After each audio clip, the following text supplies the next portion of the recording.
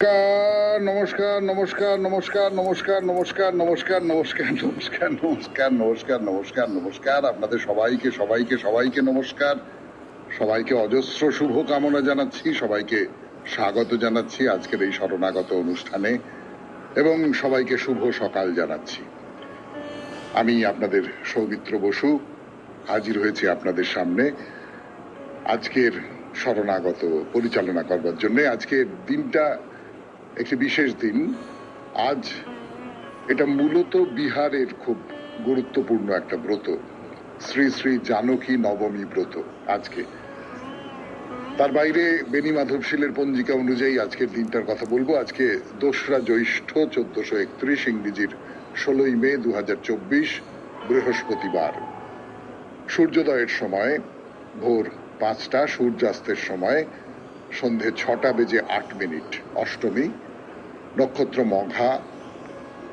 আজকে জন্মে সিংহ রাশি, ক্ষত্রিয় বর্ণ, রাক্ষসগণ। রাত্রি 7টা বেজে 24 মিনিট গতে নরগণ। আমাদের হোয়াটসঅ্যাপে চিঠি পাঠাবার নাম্বার 9831922927। চিঠির গোড়ায় অতি অবশ্যই SG লিখতে হবে। আর আপনারা তো জানেন যে মহাপুরুষের কথা, আজকেই আপনাদের মহাপুরুষের কথা পাঠাবার শেষ দিন, বৃহস্পতিবার। এই সপ্তাহের মহাপুরুষের কথা এর পরে পাঠালে আর চলবে না। তো সেই মহাপুরুষের কথার যে লেখা চিরকুট আমি বলি, সেটা যখন পাঠাবেন তখন ওই SGর পরে মহাপুরুষের কথা এটা লিখে দেবেন। এবারে আজকের অনুষ্ঠান সম্পর্কে বলবো। আজকের অনুষ্ঠানে প্রথমে পুরাণ চিরন্তন। পুরাণ চিরন্তনে আমরা এর আগের দিন ত্রিজটা রাক্ষসীর কথা বলছিলাম। সে রাক্ষসীর কথা শেষ হয়ে গেছে। তারপরে আমরা অন্য আরেকজনের কথা বলবো, একজন মুনির কথা। তার নাম আপনারা শুনেছেন, কিন্তু সেই মানুষটি সম্পর্কে আরেকটু বিস্তারিত ভাবে জানবার একটা আগ্রহ তৈরি হতেও পারে, আমরা সবাই হয়তো জানি না। তার নাম হচ্ছে যমদগ্নি মুনি। তার কথা বলা শুরু করব পুরাণ চিরন্তনে। তারপরে চলে যাব স্বামী বিবেকানন্দের রচনা থেকে পাঠ। এই পর্বে বাহ্য পূজা নিয়ে স্বামীজির লেখা অল্প অল্প করে পড়ে শোনাবো। তারপর ঠাকুর শ্রী রামকৃষ্ণ পরমহংসদেবের কথামৃত থেকে পাঠ, যে লেখা কখনো পুরনো হবে না, আপনাদের চিঠিপত্র, এবং শেষে বাইরে দূরে। এই হচ্ছে আজকের অনুষ্ঠান সূচি। তাহলে এখন একটু গান শুনি, গানের পর ফিরে আসছি 92.7 বিগ FM শরণাগত অনুষ্ঠানে পুরাণ চিন্তন নিয়ে। ত্রিজটার কথা অল্প বলবো, একটা দুটো কথা, একেবারে কথা শেষ করবার জন্য যেটুকু বলতে হয় উপসংহার হিসেবে। তারপরে যমদগ্নি মুনি। পর ফিরে এলাম 92.7 বিগ FM শরণাগত অনুষ্ঠান শুনছেন পুরাণ চিরন্তন। ত্রিজটার কথা বলছিলাম। যে কথাটা বলবার জন্যে আজকে ত্রিজটাকে নিয়ে একটু দুটো কথা বলবো, সেটা আর কিছু নয়। এইটার থেকে, এই ত্রিজটার গল্প থেকে, বা ত্রিজটার যিনি বলতে পারি রাবণের যারা ভাই, তাদের মধ্যে বিভীষণ ছিলেন, সেই বিভীষণ, ত্রিজটা, এইরকম কিছু মানুষজন ছিলেন যারা রামের পক্ষে ছিলেন, বা আমি যদি সেই অর্থে ধরি তাহলে যারা ধর্মের পক্ষে ছিলেন, যারা ন্যায়ের পক্ষে ছিলেন, যারা উচিতের পক্ষে ছিলেন। এই কথাটা বিশেষ করে বলতে ইচ্ছে করছে আমার, বলতে হচ্ছে আমাকে। আমার মনে হলো যে এটা বলা দরকার শরণাগত অনুষ্ঠানের ভেতরে, যে আমরা অনেক সময় না একেবারে পরিষ্কার হিসেব করে নিই, ওরা খারাপ, সবাই খারাপ, ওই দেশের সব লোক খুব খারাপ, ওই ধর্মের সব লোক খুব খারাপ, ওরা এই করেছে, সেই করেছে, সেই করেছে, সেই করেছে। যেটা করেছে সেটা মানুষ করেছে, সেটা একটা গোটা সম্প্রদায়, একটা গোষ্ঠী করেনি। এই ধরুন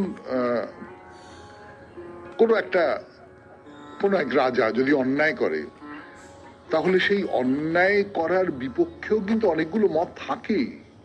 সেই মতগুলো চাপা পড়ে যায়, হয়তো সেই মতগুলো বাইরে আসে না হয়তো, কিন্তু কিছু মানুষ আছেন যারা তর্ক তোলেন, যারা মনে করেন যে এইটা ভালো নয়। এটা রামায়ণের যুগ থেকে কি তার আগের যুগ থেকে চলে আসছে। ত্রিজটা এইরকমই একটি চরিত্র, যে সাহসের সঙ্গে রাক্ষস রাজ রাবণ, প্রবল প্রতাপ তার, তার বিরুদ্ধে কথা বলেছিল, তার বিরুদ্ধে আচরণ করেছিল, সীতার পক্ষ নিয়েছিল। এইটা একটা খুব গুরুত্বপূর্ণ ব্যাপার বলে আমার নিজের মনে হয়। সেই কথাটা একটু আপনাদের বলতে ইচ্ছে করলো আজকের এই পৃথিবীতে, আজকের এই সকালে। এইবারে বলবো যমদগ্নির কথা। যমদগ্নি কিন্তু তার কথা বহু প্রাচীন কাল থেকে আছে। মানে আমাদের ধরুন ঋগ্বেদ, সেই ঋগ্বেদের কতগুলো সূক্তে এমন করে যমদগ্নির নাম করা হয়েছে, তাতে মনে হয় যে যমদগ্নি এই সূক্তগুলির মন্ত্রদ্রষ্টা ঋষি। এবং পরবর্তীকালে মনে হয়েছে যে সায়নাচার্যের টিকা অনুযায়ী যমদগ্নি ঋষি বিশ্বামিত্রের সঙ্গে একাকার হয়ে গেছেন। এবং পরে অন্য আর একটা ঋক মন্ত্র, সেখানে ভগবান ইন্দ্র সম্বোধন করছেন একজনকেই করছেন। তিনি বলছেন হে বিশ্বামিত্র এবং যমদগ্নি বলে একটা কোনো কথা বলছেন, অর্থাৎ বিশ্বামিত্র এবং যমদগ্নি প্রায় একাকার হয়ে যাচ্ছেন। তো এই যে যমদগ্নি, পণ্ডিতেরা অনুমান করছেন যে এই যমদগ্নি ঋষি বিশ্বামিত্র ঋষির সঙ্গে যেভাবেই হোক তাদের মধ্যে একটা সম্পর্ক ছিল, সংযোগ ছিল। এবং যেটা মনে করা হয় তৈত্তরীয় সংহিতার থেকে, যে তিনি বিশ্বামিত্রের বন্ধু ছিলেন। বিশ্বামিত্রের বন্ধু মানে বিশ্বামিত্রের সঙ্গে কিন্তু বশিষ্ঠের একটা ঝগড়া ছিল, একটা বিরোধিতা ছিল। অর্থাৎ যমদগ্নি মুনি হচ্ছেন বিশ্বামিত্রের পক্ষে, বশিষ্ঠের বিপক্ষে।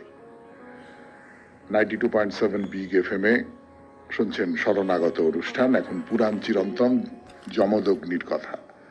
ফিরে আসছে আরো কথা বলবার জন্য। গান ফিরে এলাম 92.7 বিগ FM এ শরণাগত অনুষ্ঠানে। বলছি যমদগ্নির কথা। যমদগ্নির একটা পরিচয় তো দেওয়া হলো যে বিশ্বামিত্রের পক্ষে, বিশ্বামিত্রের বন্ধু, বিশ্বামিত্রের সঙ্গে একাকার করে দেখা হচ্ছে তাকে, ফলত তিনি বশিষ্ঠের বিরোধী। এবার তার জন্ম কথা বলি। ভৃগু বংশের মহর্ষি ঋচিক, তার ঔরসে তার পত্নী গাধী রাজার কন্যা সত্যবতীর গর্ভে মহর্ষি যমদগ্নির জন্ম হয়। এই যমদগ্নি যে কারণে বিখ্যাত, মুখ্যত ইনি হচ্ছেন সেই পরশুরামের বাবা। মহাভারতের আদি পর্বে বলা হচ্ছে যে যমদগ্নি ঋচিকের 100টি ছেলে ছিল, তাদের মধ্যে সবচেয়ে বড়। তো বনপর্বে বলা হয়েছে যে সত্যবতী তার স্বামীর কাছে শান্তি পর্বে একই কাহিনীতে স্বামী ঋচিকের পরিবর্তে শ্বশুর ভৃগঋষির উল্লেখ পাওয়া যায়। নিজের এবং নিজের মায়ের জন্য ভালো পুত্র লাভের বর প্রার্থনা করেন সত্যবতী।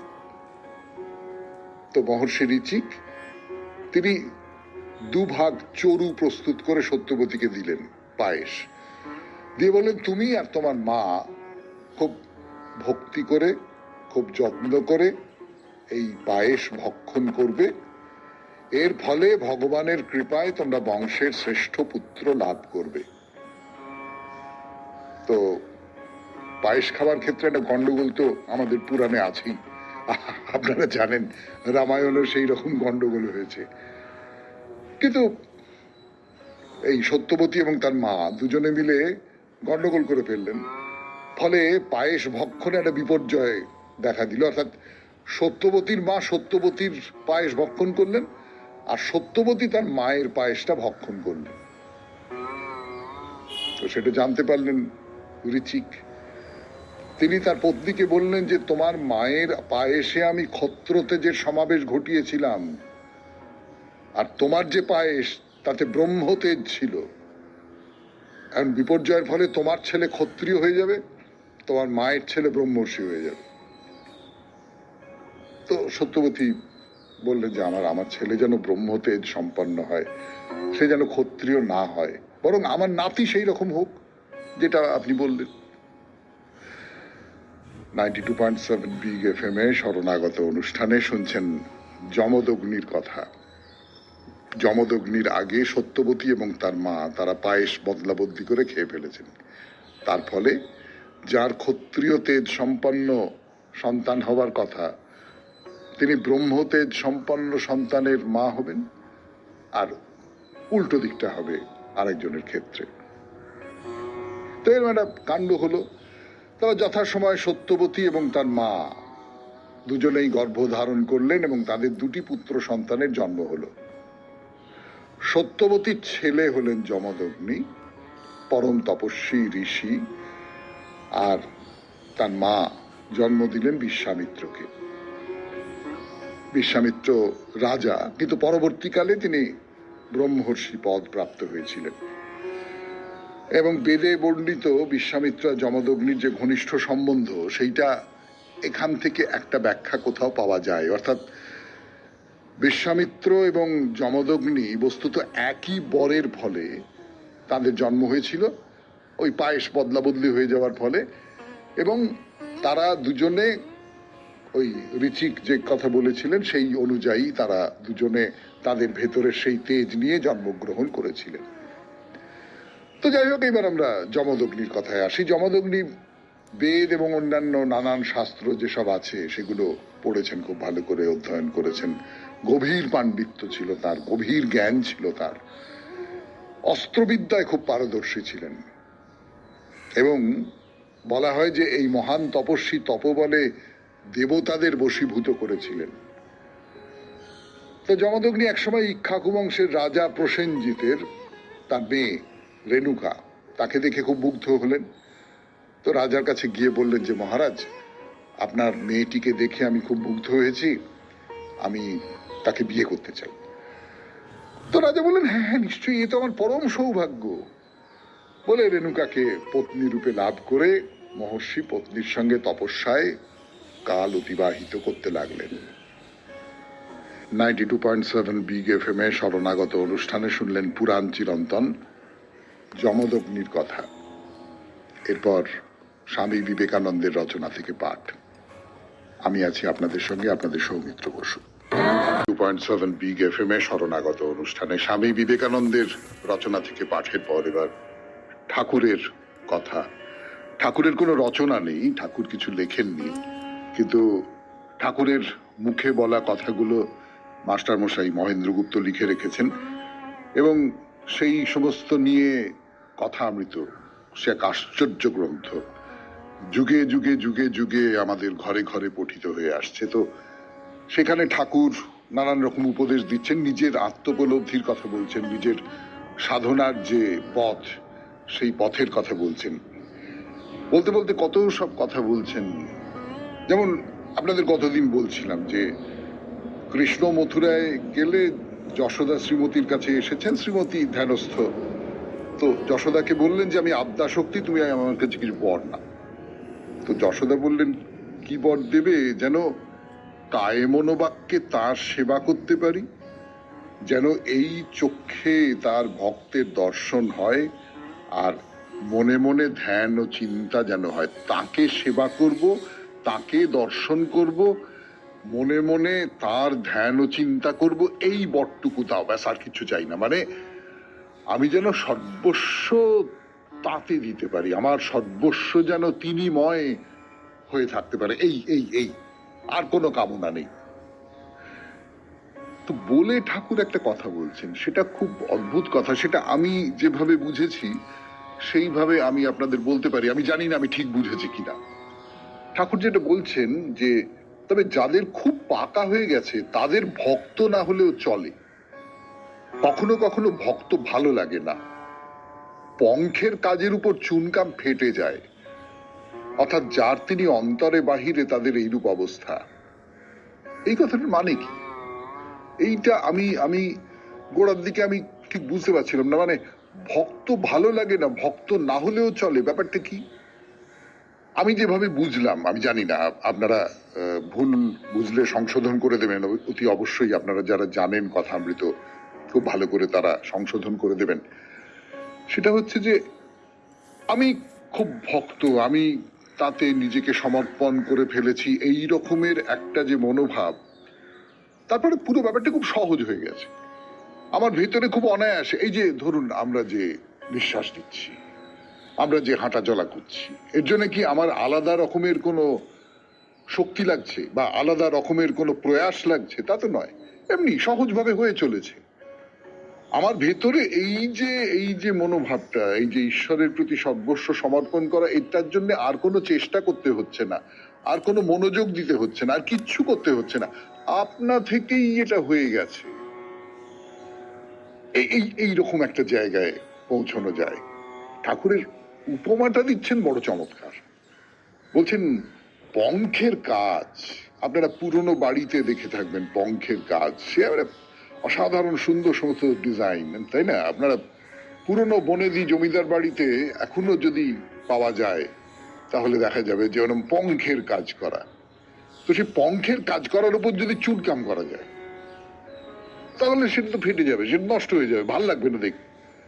তো ঠিক তেমনি করে যখন খুব অনায়াস হয়ে গেছে, নিঃশ্বাস প্রশ্বাসের মতো অনায়াস হয়ে গেছে, তখন আলাদা করে ওই ভক্তির ব্যাপারটা দরকার করে না।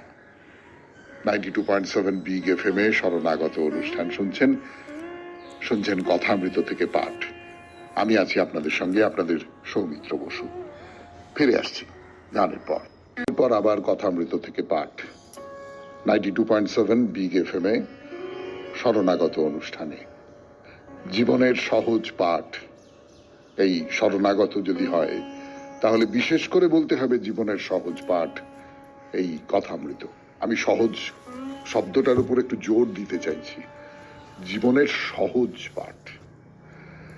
তো ঠাকুর ঝাউতলা থেকে ফিরে এসে পঞ্চবটি মূলে মণিকে আবার বলছেন যে তোমার মেয়ে সুর এইরকম গান অভ্যেস করতে পারো, সখী সেবন কত দূর, সেবনে আমার শ্যাম সুন্দর। গান গেয়ে গিয়ে দেখাচ্ছেন মণিকে। গান, এই যে গানটা আমি আপনাদের এর আগে বহুবার বলেছি, বারবার বলি হয়তো আপনারা, আমি জানি না একই কথা বারবার বলছি বলে মনে করেন কিনা, যে আমাদের যারা সাধক না তারা গানের মধ্যে দিয়ে খুব ঈশ্বরের কাছে পৌঁছতে চেয়েছেন। গানের মধ্যে দিয়ে, মানে ধরুন আমি যদি একেবারে সেই পুরনো সময় থেকে বলি, এই বাংলা সাহিত্যের যে প্রাচীনতম নিদর্শন চর্যাপদ, সেই চর্যাপদে যারা নিজেদের পূজার কথা বলেছেন, নিজেদের উপাসনার কথা বলেছেন, তারা তো গানের মধ্যে দিয়ে বলেছেন। সেখান থেকে আরম্ভ করে আমাদের রামপ্রসাদ, কমলাকান্ত ইত্যাদিদের কথা তো বাদই দিচ্ছি, শ্রী চৈতন্যদেবের কথা বলছি আপনাদের, রবিবার গান নাচ। সেই সঙ্গে সঙ্গে আমাদের মধ্যযুগের যে সমস্ত সাধকেরা, গোটা ভারত জুড়ে যে সাধকেরা ছিলেন, তারা ওই গানটা একটা খুব গুরুত্বপূর্ণ ব্যাপার। কেননা ওই রবীন্দ্রনাথের যে কথায় আছে, কথায় যাহার নাগাল নাহি পাই, সুরে তাহার চরণ ছুঁয়ে যায়। সুর তাই কথাকে একটা বিমূর্ততার দিকে নিয়ে যায়। আমাদের প্রতিদিনের জীবন থেকে ঈশ্বর যেমন আমাদের একটা বিমূর্ততায় নিয়ে যান, সেই রকমের ব্যাপার আর কি। তো এই গানের কথা কি, সখী সে বন কত দূর, যে বনে আমার শ্যাম সুন্দর। আমি যদি বলি সেই ঈশ্বর কত দূর, যাকে আমি চাইছি, আমার প্রার্থনা যিনি, তিনি কত দূরে আর কতটা পথ গেলে তাকে পাবো। এই যে আকাঙ্ক্ষা, এই যে কামনা, যে আমি তার কাছে পৌঁছতে চাই, দীর্ঘ পথ পার হয়ে আমি তার কাছে পৌঁছতে চাই। দেখো, যারা আপনার তারা হলো পর, আর যারা পর তারা হলো আপনার। এখানে ভক্তরাই আত্মীয়। আত্মীয় কে? আত্মীয় হচ্ছে যার সঙ্গে আমার আত্মার একটা সম্পর্ক আছে, আমার খুব ভেতরের যে আত্মা যাকে বলে, তার সঙ্গে একটা সম্পর্ক আছে, সেই তো আমার আত্মীয়। তখন এই যে আমার বলতে বলতে মনে হয়ে গেল, বলেই ফেলি, সেটা হচ্ছে শরণাগত সৌমিত্র পরিবার। আপনারা হোয়াটসঅ্যাপ গ্রুপ একটা খুলেছেন, শরণাগত সৌমিত্র পরিবার। পরিবার মানে তো আত্মীয় স্বজন, তো আত্মীয়রা তো পরিবারের অন্তর্গত। তো এই পরিবারটা কেমন করে হলো? আপনাদের মধ্যে রক্তের সম্পর্ক নেই, কিন্তু অন্য একটা সম্পর্ক আছে। শরণাগত সূত্র ধরে সেই সম্পর্কটা হয়তো গড়ে উঠেছে, সেটা হলো আত্মার সম্পর্ক। এই ভক্তরাও, 5 জন ভক্ত, তারা আলাদা আলাদা পরিবার থেকে আসতে পারেন, কিন্তু তারা একসঙ্গে একটা পরিবার হয়ে যান, তারা আত্মীয় হয়ে যান। শুনছেন কথামৃত থেকে পাঠ 92.7 বিগ FM এ শরণাগত অনুষ্ঠানে ফিরে আসছি গানের পর আবার কথামৃত থেকে পাঠ 92.7 বিগ এফএম এ শরণাগত অনুষ্ঠান শুনছেন। আমি আছি আপনাদের সঙ্গে, আপনাদের সৌমিত্র বসু। ঠাকুর শ্রী রামকৃষ্ণ পরমহংসদেব বলছেন তার নিজের জীবনের অভিজ্ঞতার কথা।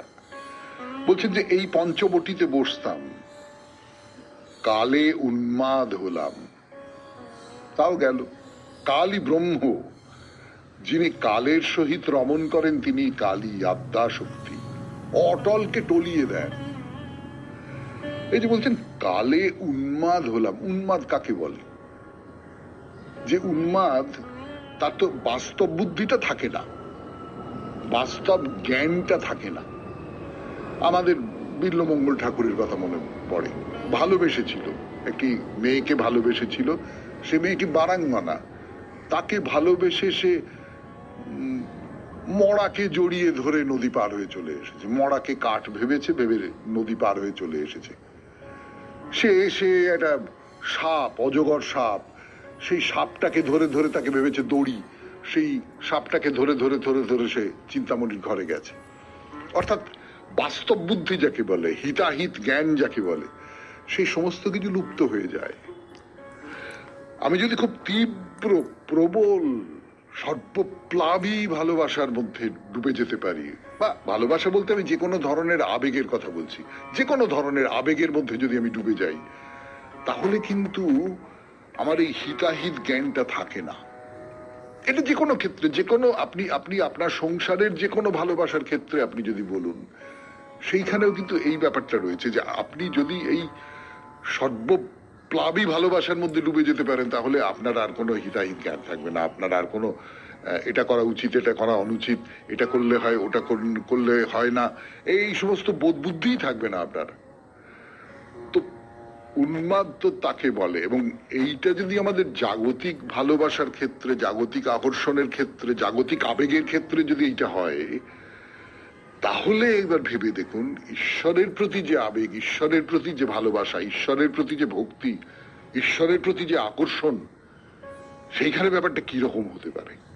ফলে উন্মাদ। কিন্তু তারপরে আবার কাল সম্পর্কে বলছেন, কালই হলো ব্রহ্ম,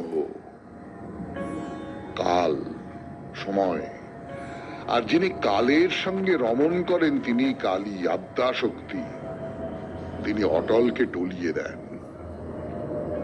বলে ঠাকুর গান গাইছেন। ভাবো কি ভেবে পরাণ গেল, যার নামে হরে কাল, পদে মহাকাল, তার কাল ও রূপ কেন হলো। শেষ হলো আজকের মতো কথামৃত থেকে পাঠ 92.7 বিগ এফএম এ শরণাগত অনুষ্ঠানে। এরপর গানের পর আপনাদের চিঠি। 92.7 বিগ এফএম এ শরণাগত অনুষ্ঠানে আপনাদের চিঠি পড়া। আজকের চিঠিটি লিখেছেন দেবাশিস দত্ত, কিন্তু তিনি লিখে দিয়েছেন যে সম্পূর্ণ ব্যক্তিগত স্তরের চিঠি লিখলাম, অনুষ্ঠানে না পড়লেও ক্ষতি নেই, তবু অনুষ্ঠানে পড়ব। তার দুটো কারণ আছে। একটা তো এই অনুষ্ঠান তার ভালো লাগে, সেই ভালো লাগার কথা জানিয়েছেন, সেটা পড়তে আমার খুব ভালো লাগছে। আর শরণাগত অনুষ্ঠানটা যারা শোনেন তাদের মধ্যে তো অনেকেরই অনুষ্ঠান ভালো লাগে বলেই শোনেন, তাদেরও হয়তো এই চিঠিটা শুনতে ভালো লাগবে। আর একটা সমালোচনার জায়গা রয়েছে, সেই সমালোচনার অংশটাও আমাদের পক্ষে খুব জরুরি। দেবাশিস দত্তের চিঠি পড়ে শোনাচ্ছি। প্রথমেই আপনাকে নমস্কার জানাই। বহুদিন ধরে আপনাকে চিঠি লিখব করি, কিন্তু কিছুতেই লেখা হয়ে ওঠে না। অবশেষে আজকে লিখতে বসলাম। তার মানে এটাই কি প্রথম চিঠি? বাহ, তাহলে আপনাকে স্বাগত জানাই আমাদের এই শরণাগতের চিঠিপত্র লেখার যে দল, সেখানে আপনাকে স্বাগত জানাই। প্রথমেই বলি, আপনি সত্যিকারেরই একজন অসাধারণ বাগ্মী মানুষ। সর্বনাশ, অসামান্য জ্ঞানের অধিকারী, কি কেলেঙ্কারি। সত্যি বলতে আপনার জন্য আমি নিজে গর্ববোধ করি। হয়তো অবাক হচ্ছেন, আমার ভিতর থেকে একটা অদ্ভুত ক্রিয়াকলাপ চলে। সেটা হচ্ছে কারুর ভালো কিছু দেখলে বা শুনলে মনটা অসম্ভব খুশিতে ভরে যায়। সেটা আমার নিজের সন্তানের মতো অপরের সন্তানের ক্ষেত্রেও হয়, খুব ভালো লাগে। এক্ষেত্রে আপনার সম্বন্ধে আমার ভীষণ উচ্চ ধারণা আছে। ভালো মানুষ না হলে আপনি কখনোই শরণাগত অনুষ্ঠান এত ভালোভাবে করতে পারতেন না। এইখানে একটা গল্প বলি আপনাদের, না বলে পারছি না। আমার এই সেই মেয়েটির কথা এই চিঠির মধ্যেও আছে। আমার বোনের মেয়ে, সে আমার নিজের মেয়ের মতনই আর কি। সে তখন খুব ছোট্ট। তো আমি তাকে নিয়ে একটা কাজে একজন খুব নামকরা চিত্র পরিচালকের বাড়িতে গিয়েছিলাম। আচ্ছা, নামটা বলেই ফেলি, মৃণাল সেন। মৃণাল সেনের বাড়িতে গিয়েছিলাম। তো মৃণাল সেন আমার সঙ্গে জরুরি একটা দুটো কথা সেরে আমার সেই ছোট্ট, মানে তখন তার 3-4 বছর বয়স হয় বোধ হয়, তার সঙ্গে আড্ডা টাড্ডা মারতে আরম্ভ করে দিলেন। আমাকে একদম পাত্তাই দিচ্ছেন না। তা বেশ কিছুক্ষণ পরে মৃণাল সেন আমার সেই বঞ্জিকে বললেন যে তুমি খুব ভালো কথা বলো। আমার বঞ্জি বলল তুমিও খুব ভালো কথা বলো। এটা তো হলো 1 নম্বর। 2 নম্বর যেটা, সেটা হচ্ছে আমার বঞ্জি কে মৃণাল সেন বললেন তুমি খুব ভালো। আমার বঞ্জিও বললো তুমিও খুব ভালো। তখন তিনি বললেন না গো, আমি অত ভালো নই। আমরা বড়রা কি আর অত ভালো হতে পারি? শিশুদের মতন, বালকের মতন, বালিকার মতন অত ভালো হতে পারি? যাই হোক, আপনার চিঠির মধ্যে আমি হঠাৎ ঢুকে পড়লাম। আবার চিঠিতে ফিরে আসি। আমি ব্যক্তিগতভাবে শ্রী শ্রী ঠাকুরের দীক্ষিত। আমার জীবনে যেটুকু ভালো প্রাপ্তি সবটাই ঠাকুর, মা আর স্বামীজির আশীর্বাদে। বড় আবেগ চলে আসে। আজকে সম্পূর্ণভাবে আপনার সঙ্গে আলাপ করবার জন্যই এই লেখা। জানি না কবে আপনার দর্শন পাবো বা আদৌ পাবো কি না, তবে ঠাকুর আমার প্রায় সব আশাই পূরণ করেন। হয়তো ঠাকুর ঠিক আমাদের দেখা করিয়ে দেবেন। বলে রাখি, আমি দমদম নাগের বাজারে থাকি। এবারে একটা অপ্রিয় কথা বলি, সেটা হচ্ছে গত 25শে বৈশাখের অনুষ্ঠান আমার খুব একটা ভালো লাগেনি। এর প্রধান কারণ, আমার অন্তত মনে হয়, সেদিন রবীন্দ্রসঙ্গীত গান প্রায় বাজেইনি। আমার ভালো লাগেনি। রবি ঠাকুরের জীবন নিয়েও একটু আলোচনা হলে ভালো হতো। আমি প্রায় 6:30 পর্যন্ত শুনেছিলাম। প্রথম চিঠিতেই আপনার সমালোচনা করলাম, কিছু মনে করবেন না আশা করি। আমি 67 বছরের একজন মানুষ, সবসময় ভালো কিছুর প্রত্যাশায় থাকি। ভালো থাকবেন। আপনার মেয়ে এখন পড়াশুনো করছে, ওর উজ্জ্বল ভবিষ্যৎ কামনা করছি। মানুষের মতো মানুষ হোক, এটাই কামনা। ঠাকুর আপনার মঙ্গল করুন। ইতি দেবাশিস দত্ত। সম্পূর্ণ ব্যক্তিগত স্তরের চিঠি লিখলাম, অনুষ্ঠানে না পড়লেও ক্ষতি নেই। দেবাশিস বাবু, আপনি মানুষটি বড় ভালো। এটা আপনার চিঠির ভেতর থেকে বেরিয়ে আসছে। তার কারণ এই যে অন্যের ভালো দেখে খুব ভালো লাগা, এইটা আমাদের সংসারে খুব বিরল। সেইটা আপনার মধ্যে আছে। আপনাকে নমস্কার। নিশ্চয়ই দেখা হবে, কোনো না কোনো সময় নিশ্চয়ই দেখা হয়ে যাবে। এবারে তাহলে বাইরে দূরে 92.7 বিগ FM এ শরণাগত অনুষ্ঠানে গানের পর। বাইরে দূরে শুনছেন শরণাগত, জীবনের সহজ পাঠ, 92.7 বিগ FM এ। শিবলাগড় হুগলি জেলার একটি গ্রাম। হ্যাঁ, গ্রামই। তার যে বিখ্যাত কালী মন্দিরটি, যেখানে প্রচুর দর্শনার্থী আসেন, যার দেবী নাকি খুব জাগ্রত। কিন্তু বলবার মতো কথা যেটা, শিমলাগড় কিন্তু শহর, বা ওই তার চেয়েও যেটা সমস্যা, আধখ্যাঁচড়া শহর হয়ে যায়নি, মোটামুটি গ্রামই আছে। সেখানে তো আমাদের মা কালীর দর্শন হয়ে গেছে। এইবারে যাব সেই মায়ের মন্দিরের পাশেই শিব মন্দিরে। এই মন্দির এমনিতে খুব পুরনো।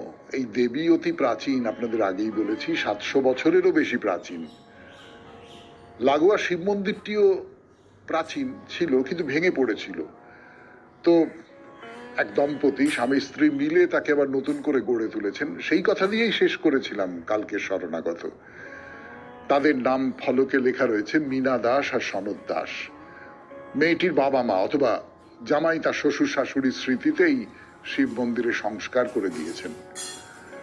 ছোট্ট মন্দির, খুব যে চেয়ে চেয়ে দেখবার মতন কোনো বৈভব আছে এখানে তা নয়। এমনি মধ্যবিত্ত মানুষ দুজন, তারা মিলে এই মন্দির তৈরি করে দিয়েছেন। মন্দিরের ওপরের দিকে শিবের একটি ছবি আছে। পেছনে নীল আকাশ, নভমণ্ডল, তার সামনে বসে আছেন দেবাদিদেব মহাদেব।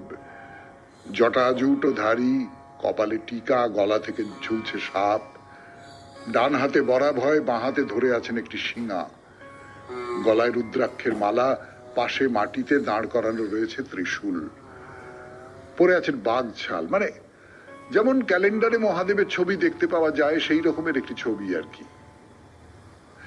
যেটা বিশেষভাবে লক্ষ্য করবার বা যেটা বিশেষভাবে আমার চোখে পড়ল, মহাদেবের মুখটি কিন্তু ভারী প্রসন্ন, একটা স্মিত হাসি লেগে আছে তার ঠোঁটে।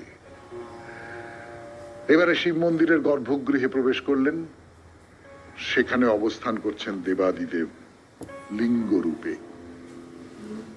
শুনছেন বাইরে দূরে 92.7 বিগ FM এ শরণাগত অনুষ্ঠানে। আমি আপনাদের সৌমিত্র বসু। আরো কথা বলবো এই সিমলাগড়ের মন্দির নিয়ে গানের পর। শিবলিঙ্গের কথা বলছিলাম। সিমলাগড় কালী মন্দিরের যে ছোট শিব মন্দিরটি আছে তার ভেতরে গর্ভগৃহে শিবলিঙ্গের কথা। কুচকুচে কালো পাথরের শিবলিঙ্গ, খুব ছোট নয় আবার বড় নয়, মাঝামাঝি আকার বলতে পারেন। চারপাশে পাথরের দেওয়াল, ঝকঝকে পরিষ্কার। সেই দেওয়ালে আবার ফুল আঁকা রয়েছে, নানান রকমের সমস্ত অলঙ্করণ করা রয়েছে। তো শিব ঠাকুরকে দর্শন করে বেরিয়ে এলেন বাইরে। দর্শন তো হলো, এইবারে এই সিমলাগড় কালী মন্দির নিয়ে আর দু চারটে কথা একটু বলি। মনে পড়ে সেই যে তান্ত্রিকের কথা বলেছিলাম, যিনি শ্মশানের কাছাকাছি জঙ্গলে এসে তন্ত্রমতে সাধন ভজন করতেন, তিনি তো এই মা কালীকে প্রথম পুজো করেন। মজার ব্যাপার হলো, এই প্রাচীন যে তান্ত্রিক বংশ, যার আদি পুরুষ ছিলেন ওই যার কথা বলছিলাম গোপাল ভট্টাচার্য, এই মন্দিরের পূজারী হিসেবে তারা কিন্তু পাল্টাননি। সেই বংশের সন্তানীরাই মায়ের পুজো করে থাকেন। দীপান্বিতা অমাবস্যায়, দীপান্বিতা অমাবস্যা মানে এটা হচ্ছে দুর্গাপুজোর পরে যে অমাবস্যা আসে, সেদিন মাকে ভোগ দেওয়া হয়। ভোগ দেওয়া হয় 108 রকম পদ দিয়ে। হ্যাঁ, 108 রকম পদ, তার মধ্যে কিন্তু আমিষও থাকে। তার মানে এই যে একটা কথা চাউর করা আছে না, যে দেবতা বা দেবী হলেই তিনি নিরামিষাশী, এ কথা ভাববার কিন্তু কোনো কারণ নেই। এছাড়াও খুব ধুমধাম করে মায়ের পুজো হয় নববর্ষের দিনে। হ্যাঁ, মানে নববর্ষের সঙ্গে মা কালীর কি সম্পর্ক তা অবশ্য আমি জানি না।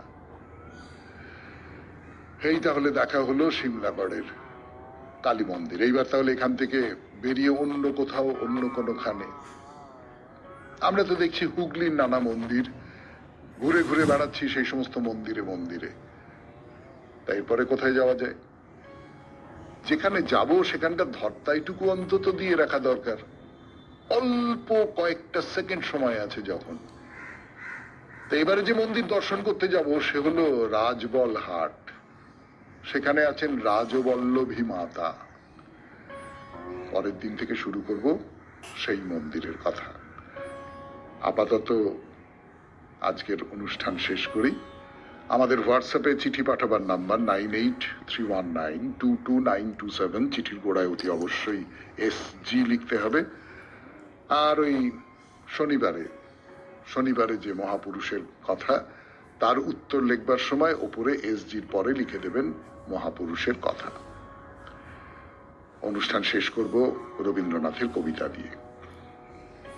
চারপাশে খুব কোকিল ডাকছে। আপনাদের চারপাশে ডাকছে কিনা আমি জানি না, কিন্তু আমি তো রাস্তায় ঘাটে বেরোলেই কোকিলের ডাক শুনছি। তাই এই কবিতা। ওগো বসন্ত হে ভুবন জয়ী, বাজে বাণী তব মাভই মাভই, বন্দিরা পেল ছাড়া। দিগন্ত হতে শুনি তব সুর, মাটি ভেদ করি উঠে অঙ্কুর, কারাগারে দিল নাড়া। জীবনের রণে নব অভিযানে ছুটিতে হবে যে নবীনেরা জানে, দলে দলে আসে আমের মুকুল, বনে বনে দেয় সাড়া। কিশলয় দল হলো চঞ্চল, উতল প্রাণের কলকোলাহল, শাখায় শাখায় উঠে মুক্তির গানে কাঁপে চারিধার। কানা দানবের মানা দেওয়া দ্বার আজ গেল সব টুটে।